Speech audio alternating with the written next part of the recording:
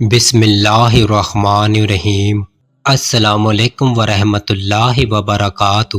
حضرت جابر رضی اللہ عنہ بیان کرتے ہیں، رسول اللہ صلی اللہ علیہ وآلہ وسلم نے فرمایا، دو خصلتیں باعث موجب ہیں۔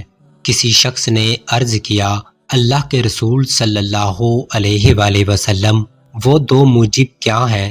آپ صلی اللہ علیہ وآلہ وسلم نے فرمایا، جو شخص اللہ کے ساتھ شرک کرتا ہوا فوت ہو جائے تو وہ جہنم میں داخل ہوگا، اور جو شخص اس حال میں فوت ہو کہ وہ اللہ کے ساتھ کسی کو شریک نہ بناتا ہو تو وہ جنت میں داخل ہوگا۔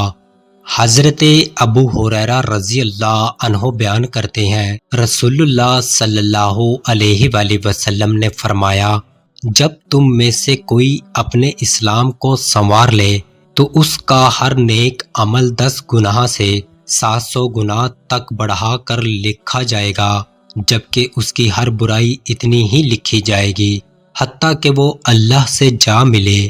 حضرت ابو امامہ رضی اللہ عنہ سے روایت ہے کہ کسی آدمی نے رسول اللہ صلی اللہ علیہ وآلہ وسلم سے دریافت کیا، ایمان کیا ہے؟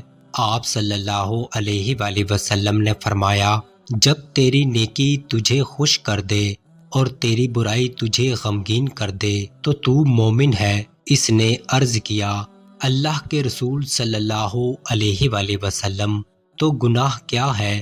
آپ صلی اللہ علیہ وآلہ وسلم نے فرمایا، جب کوئی چیز تیرے دل میں کھٹکے تو اسے چھوڑ دو۔